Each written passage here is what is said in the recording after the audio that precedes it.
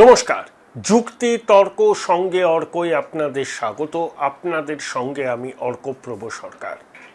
সবার আগে পশ্চিমবঙ্গের সনাতনী হিন্দু এবং রাষ্ট্রবাদী মুসলমানদের গৈরিক অভিনন্দন এক ঐতিহাসিক জনাদেশ দেওয়ার জন্য। দীর্ঘ 50 বছরের পর বাংলায় একটা রাষ্ট্রবাদী চেতনার সরকার তৈরি হচ্ছে, যা দিল্লির কেন্দ্রীয় সরকারের সঙ্গে কাঁধে কাঁধ মিলিয়ে পশ্চিমবঙ্গের উন্নয়নকে ত্বরান্বিত করবে।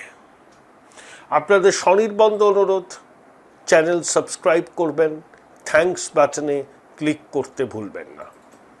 এই প্রতিবেদন যখন রেকর্ড করছি এবং যখন এই প্রতিবেদন আপনারা দেখবেন, তখন ভবানীপুরের ফলাফল আপনাদের জানা হয়ে গেছে এবং রাজ্যের ছবিটাও মোটের উপর পরিষ্কার। এই সময় যখন প্রতিবেদন করছি রাজ্যের ছবিটা পরিষ্কার, তার কারণ প্রায় 2/3 সংখ্যাগরিষ্ঠতা নিয়ে বিজেপি ক্ষমতায় আসছে।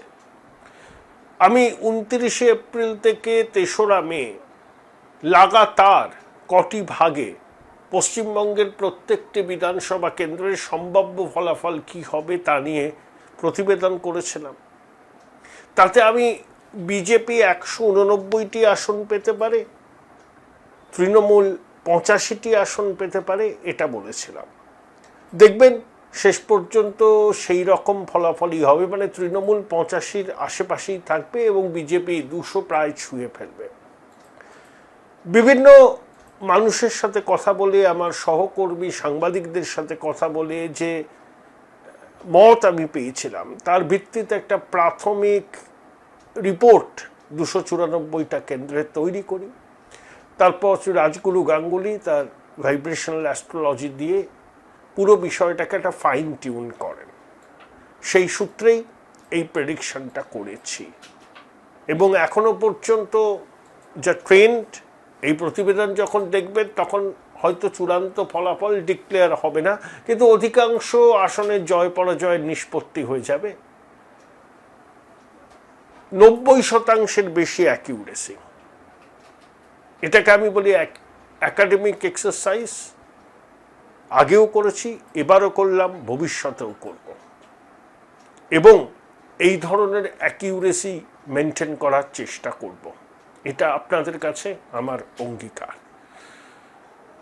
এখন তৃণমূল কংগ্রেস দলটার আয়ু আর কতদিন? ফলাফল চূড়ান্ত হওয়ার পরে শুরু হবে দোষারোপ পাল্টা দোষারোপের খেলা। কিস্তি খেউর খেয়েও খেই। খোকাবাবুর দিকে তর্জনী তুলবেন তৃণমূলের ওল্ড ব্রিগেড, আবার খোকাবাবুর ঘনিষ্ঠরা পুরনোদের দিকে আঙুল তুলবেন। যেটা হবে তৃণমূলের মুষল পর্ব। এবং আগামী 7 দিন 8 দিনের মধ্যে বা 2 সপ্তাহের মধ্যে দেখবেন তৃণমূল কংগ্রেস নামক দলটি কয়েক ভাগে ভেঙে গেছে। একটা অংশ যাওয়ার চেষ্টা করবেন বিজেপিতে, কিন্তু বিজেপি নেতৃত্ব তাদের নেবেন কিনা আমি জানি না।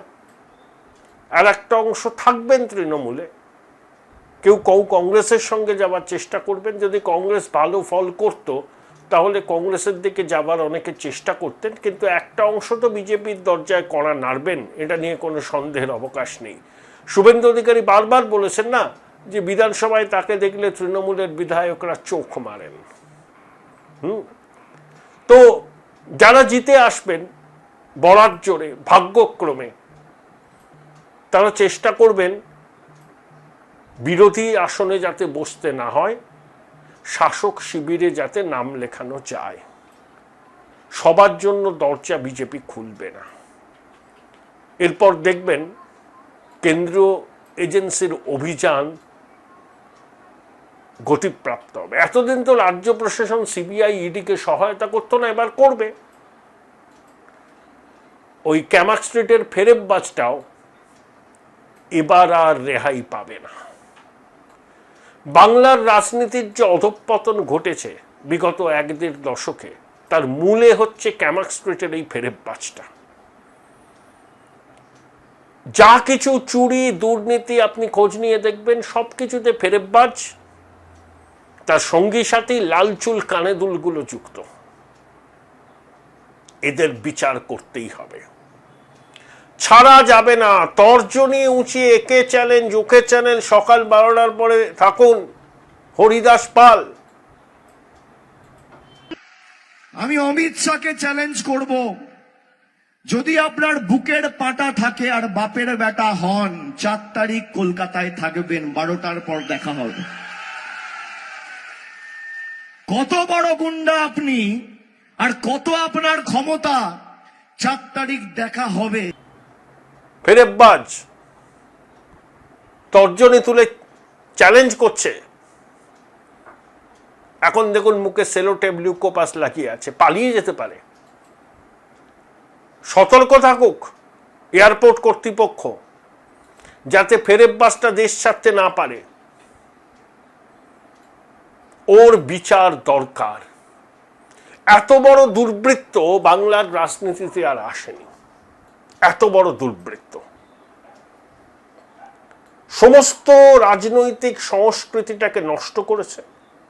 একটাই কাজ, রাজনীতিকে সামনে রেখে তোলাবাজি করা, সব জায়গায় রেট বেঁধে দেওয়া, সবাইকে তোলা দিতে হবে। ভাইপো ট্যাক্স, যেটা মাননীয় কেন্দ্রীয় স্বরাষ্ট্রমন্ত্রী বলেছিলেন। প্রাক্তন বিচারপতিদের দিয়ে বিচার বিভাগীয় কমিশন গঠন হোক, টের পাবে এই ফেরেববাজটা কত ধানে কত চাল। আমার ধারণা শুভেন্দু অধিকারী ভবানীপুরে জিতবেন, আমি দৃঢ় বিশ্বাস। এবং পশ্চিমবঙ্গের পরবর্তী মুখ্যমন্ত্রী কে হবেন দেয়াল লিখনটা স্পষ্ট, শুভেন্দু অধিকারী। কারণ তিনি যা পরিশ্রম করেছেন, দৈনিক 400 কিলোমিটার ট্রাভেল করা, চোখে চোখ রেখে কথা বলা, বিরোধী দলনেতাকে সভা করতে দেব না, মিছিল করতে দেব না, 100 বার আদালত থেকে পারমিশন আনতে হয়েছে। শুভেন্দুর থেকে আজকে বেশি খুশি আর কেউ নয়। ই ডিজার্ভস। পশ্চিমবঙ্গের মুখ্যমন্ত্রী হিসাবে আমার ব্যক্তিগত পছন্দ এই মুহূর্তে শুভেন্দু অধিকারী। দ্বিতীয় কেউ নেই যে এই পদের দাবিদার হতে পারে। এবং অমিত শাহজি বলেছেন না, বাংলা মিডিয়ামে কথা বলা বাংলার ভূমিপুত্রই মুখ্যমন্ত্রী হবেন। চ্যালেঞ্জ নিয়ে দিদিমণির ঘরের মাঠে শুভেন্দু তো প্রতিদ্বন্দ্বিতা করেছেন। বাঘের বাচ্চা একেই বলে। বাংলার পরবর্তী মুখ্যমন্ত্রী আমার ধারণা শুভেন্দু অধিকারী হবেন। এবং শ্যামাপ্রসাদ মুখোপাধ্যায়ের জন্মভূমি কর্মভূমিতে বিজেপির সরকার গঠন গেরুয়া শিবিরের কাছেই এক পরম তৃপ্তি। বিহারে হোক, উত্তরপ্রদেশে হোক, ঠিক আছে, হয়েছে সরকার, খুব ভালো। কিন্তু জনসংঘের যেখান থেকে উত্থান, ডক্টর শ্যামাপ্রসাদ মুখোপাধ্যায়, যিনি হিন্দু বাঙালির হোমল্যান্ড হিসাবে পশ্চিমবঙ্গকে তৈরি করেছিলেন, তার জন্মভূমি কর্মভূমিতে বিজেপির এই ভূমিধস জয় আমাকেও আন্দোলিত করেছে। আমিও আবেগতাড়িত, আমার মতো অনেকেও হয়তো আপনারা আবেগতাড়িত। আজকের দিনটা উৎসবের দিন, আজকের রাতটা উৎসবের রাত। আমি বিজেপির দলীয় দপ্তরে গিয়েছিলাম, বহু মানুষ আমার চেনা পরিচিত, কথা বললাম, যাকে পেরেছি তাকে বলেছি আনন্দ করো, উচ্ছ্বাস করো। কিন্তু বিজেপি সংস্কৃতি তৃণমূলের সংস্কৃতির মতো নয়। 2021-এর পুনরাবৃত্তি যেন না হয়। বাংলার মাটিতে যেন মায়েদের কান্না না আসে, রক্তে না ভিজে বাংলার মাটি, এটা তোমাদের এনশিওর করতে হবে। সবাই বলেছেন, শুভেন্দু বলেছেন, শ্রমিক বলেছেন। কিন্তু দুর্বৃত্তদের শাস্তি হবে আইন অনুযায়ী, তারা ছাড় পাবে না। আর ওই ফেরেববাজ, ক্যামাক স্ট্রিটের ফেরেববাজ, ওটা হচ্ছে যত নষ্টের মূল। আসল অপরাধী ক্যামাক স্ট্রিটের ওই ফেরেববাজটা। তার বিরুদ্ধে সম্মিলিত অভিযান শুরু করুক, তদন্ত। কোটি কোটি টাকা ব্যয় করে আদালত থেকে রক্ষা কবচ নিয়ে আছে এই ফেরেববাজটা। এই ফেরেববাজের বিরুদ্ধে আইন অনুযায়ী ব্যবস্থা নেওয়া হোক, একে যেন রিয়াত না করা হয়।